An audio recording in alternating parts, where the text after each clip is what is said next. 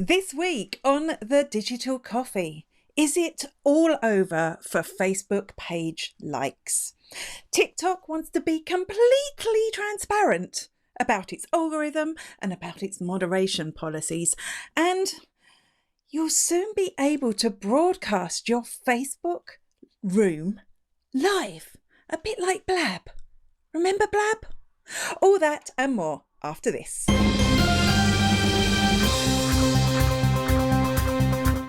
Good morning, and welcome to the Digital Coffee. This is your weekly dose of digital marketing and social media news for small business. My name is Amanda Webb. What's the difference between a Facebook page like and a Facebook page follow? Well, actually, not much. And I think that might be the reason that Facebook has decided to depreciate one of them. So just to be clear, a Facebook page like is when somebody comes and they click a like button on the top of your page, and then they will see content from your page when the algorithm decides to. But somebody who likes a page can also choose to unfollow all your posts. So the like stays there, but they don't see things. Followers are people who have subscribed to your page to see content whenever you post content on your page, depending on the algorithm. So actually follows is a better metric. Likes is a bit pants, to be honest, because you could have hundreds of people liking your page and they've all unfollowed, so it doesn't make any sense. And you may have noticed for a little while that Facebook has been kind of declassifying likes. It's been harder to see how many people like a page. It's been harder to see the like button. I know somebody in my group was talking about this the other day. Follows seems to be it. And this week they started testing a new page layout.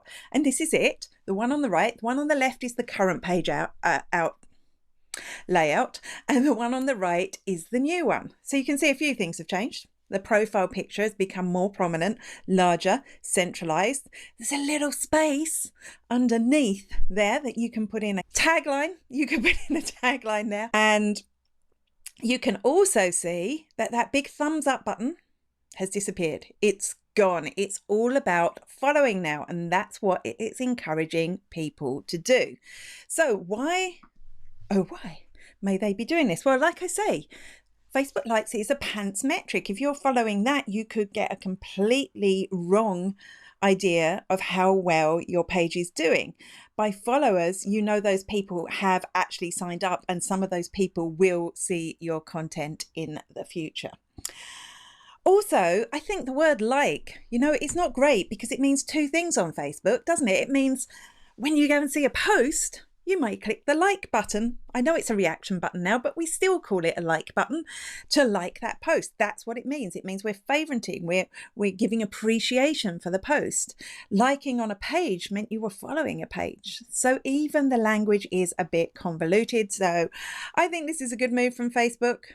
Also, isn't the word follow just a little bit more grown up? I think.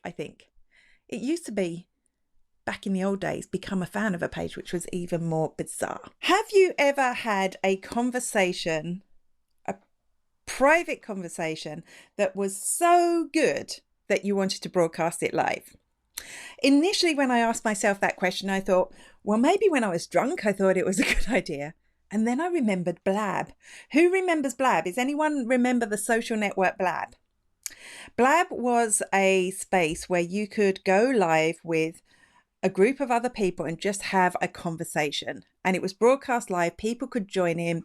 People could jump into your Blab. There were 4 spaces. They could ask you questions. They could get involved. It was really fabulous and it was really addictive. And sadly, it was never going to work. It was never going to work money-wise. It kept crashing. There were a few issues with it, so it went away. But I think Facebook is trying to replicate Blab with a new function for Facebook Rooms. So you may remember Facebook Rooms, if you haven't used them, were launched a few months ago. There were a way that you could have a group video call with members of a group or with friends via Messenger. And it's actually it's not perfect, but it's quite good. We've been using it in my Facebook group for our weekly meetups, and that's been really good. It's been a really nice way to get to know people face to face. I really am a fan of rooms.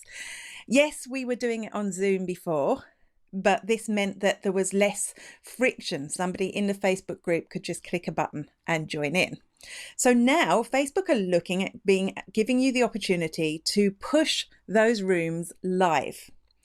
What could be the advantage of this? Well, firstly, you're going to be able to broadcast them live anywhere, to a group, to a page, or to a profile, which is good because rooms aren't available as pages. Don't worry, if you're participating in a room, you won't suddenly appear live. You will be given a notification and an opportunity either to be part of the live broadcast or not. So there's no fear that you're going to accidentally end up live. But I thought this could be fabulous. Firstly, for all the virtual events that are happening, you could have, a Q&A as an extra feature with somebody, one of the speakers, and you yourself and the speaker could go, and other people could join in the room and ask their questions live on screen, which I think would be brilliant. You could use it for panels for virtual events. And then I thought maybe those open discussions like we used to have on Blab would be something we could use it for. There's definite business benefit, particularly if you are in the events, when we do real events or virtual event space. But can you think of anything else that you'd use it for? What do you do when governments around the world suddenly decide they want to get into your business model, they want to assess your privacy, they want to know what you're doing with your data, they want to completely tear your network apart and see if there is anything interesting happening there? Well, you could do what TikTok have done this week. TikTok have decided that under extra scrutiny from businesses that they are going to, or governments, they are going to completely be transparent about their algorithm and how it works and about their moderation policies. There was a memo posted from, I think it's Kevin Mayer, who is the new American CEO of TikTok.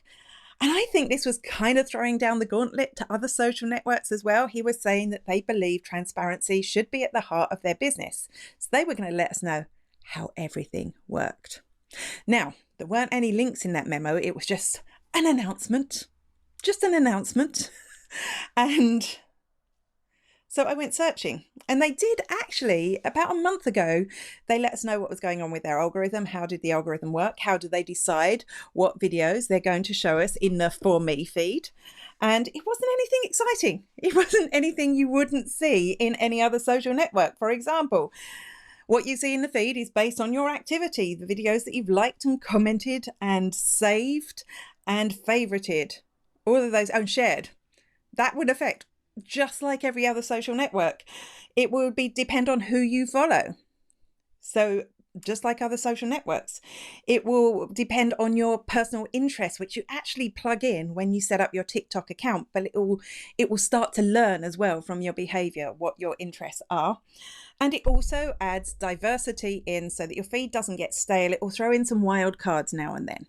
All of that's pretty standard algorithm stuff. There's nothing groundbreaking there. There's nothing different to other social networks. So I'm wondering what we're going to see when their moderation center is opened up. What I think is most interesting about this, and what I think we can learn from TikTok here, is, can we be more transparent? Can we let people know how our business works? Can we let people know more about our processes? What are we hiding that is kind of shameful? Can we fix that? Hopefully we're not hiding anything that's shameful. I don't think I'm hiding anything that's shameful, but I think the more transparent we are, the more people will trust us. And this move could really make a difference to the UK government, the Australian government, and the American government, all of whom have been considering banning TikTok. Pinterest has traditionally been a place where people go to and share tutorials. At the beginning, it was those big, long instructor graphics, which would take you through photo by photo, how to create something, how to construct something. And we know more recently, they've been encouraging people to share tutorial videos. But it's a huge part of what Pinterest does. And I just want to put it out there. Pinterest are absolutely rocking it at their marketing. They are so good at marketing. And one of the things they had noticed from their own data was that a lot of people were obviously creating tutorials on how to create your own mask. And some of them were creating some really interesting and bizarre masks. This was something that was becoming really popular on the network. So they've launched a campaign to embrace it.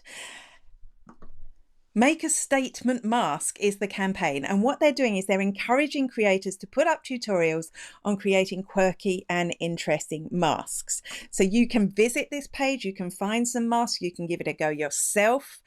And it really taps into the creativity, it taps into the crafter element. And why I think this is smart marketing, why did I say at the beginning that Pinterest were really rocking marketing, is they are looking at trends. And that's really important for all of us to start looking, particularly now when the whole landscape has changed. We need to look at trends within our own businesses that our audience is interested in. What are they talking about now? And tap into them and start creating content and campaigns around them. And that's exactly what Pinterest has done. And this will put a nice shine on Pinterest from a reputational point of view. It will also attract more people back into Pinterest to go and look at things. It will have more people using it actively. So that will mean that there is more in there for other Pinterest users that are selling stuff. So I think it's so smart. I think it's a really good idea. Working from home is a trend that is not going away. We can see that a lot of big organizations aren't intending to bring their workforce back until 2021. And I think Google said it was going to be September 2021 before they brought people back home. And this means that more and more people are going to be isolated working from home. And this means there is an opportunity for company-based social networks. So these are things, there's a Microsoft one, I think there's one called Jing. There's a whole lot of them out there that are a way of connecting employees. And this is going to become so important as people work remotely. People need to feel connected to the organization they're working with. They need to have those water cooler moments. They need to see each other. They need to feel like they are part of something. And of course, these internal social networks will do that. Well, Facebook has their own internal social network called Workplace, and they have been making updates to it recently. They know that, again, this is a trend they're tapping into, and they've launched some new features for that this week, including some updates to the Messenger service and also dark mode. They've added dark mode. Now, I know a load of you immediately went, why is dark mode a big deal? It's ugly, it's dark. Well, actually, and this is why I think it's important for Workplace, it's shown that dark mode is actually better for your eyes. So if you're sitting at your computer all day working intensely in your home office space, actually having a dark screen is going to save your eyesight in the future, which I think is important because that's one other thing working from home. When you work in the office, they can put like screens on your computers to protect your eyes, but not there. So once again, our learning from this is that we need to look at the opportunities that are there in this ever-changing landscape. There's a difference between personal fundraisers and charity causes. So for a long time, we have been able to raise money for a charity via Facebook, via Instagram, via all those tools. But a personal cause or a personal fundraiser might be when we want to create something that isn't related to a charity. So maybe we want to start a fund to support local businesses who are just hanging in by the edge of their fingers. Is that a good metaphor?